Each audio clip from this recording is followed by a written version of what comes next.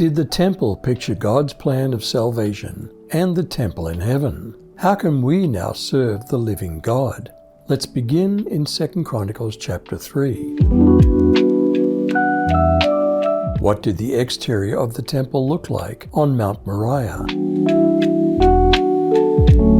Solomon began to build the Lord's temple in Jerusalem on Mount Moriah, where the Lord had appeared to his father David, on the place David had prepared at the threshing floor of Ornan the Jebusite.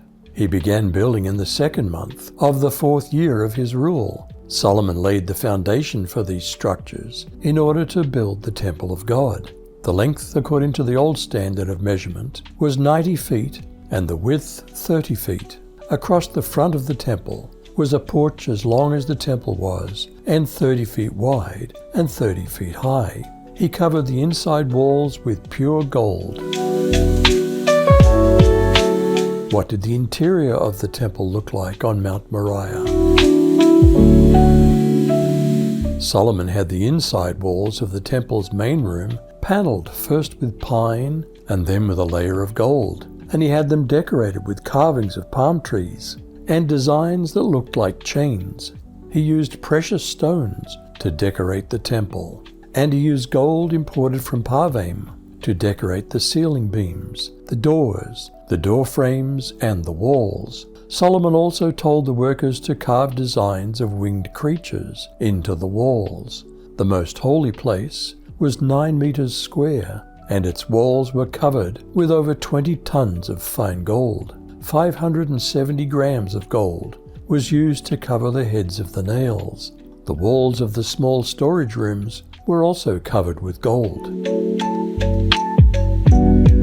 What did the innermost place, the Holy of Holies, look like?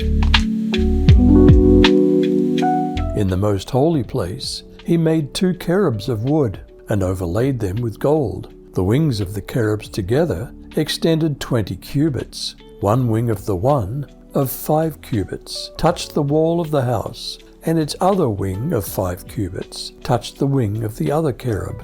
And of this cherub, one wing of 5 cubits touched the wall of the house, and the other wing, also of 5 cubits, was joined to the wing of the first cherub. The wings of these cherubs extended 20 cubits. The cherubs stood on their feet, facing the nave, and he made the veil of blue and purple and crimson fabrics with fine linen, and he worked cherubs on it. What did the 2 pillars look like, and what did Solomon call them? In front of the temple he made 2 pillars, each 27 feet high. The capital on top of each was 7.5 feet high. He made chainwork in the inner sanctuary, and also put it on top of the pillars. He made 100 pomegranates, and fastened them into the chainwork. Then he set up the pillars in front of the sanctuary, one on the right and one on the left. He named the one on the right Jachin, or he establishes, and the one on the left Boaz, Ruth's kinsman redeemer. How does the Holy of Holies picture Jesus' sacrifice to cleanse us? But when the Messiah came as a high priest of the good things that have come, he went through the greater and more perfect tent that was not made by human hands, and that's not a part of this creation. Not with the blood of goats and calves, but with his own blood he went into the most holy place once for all, and secured our eternal redemption.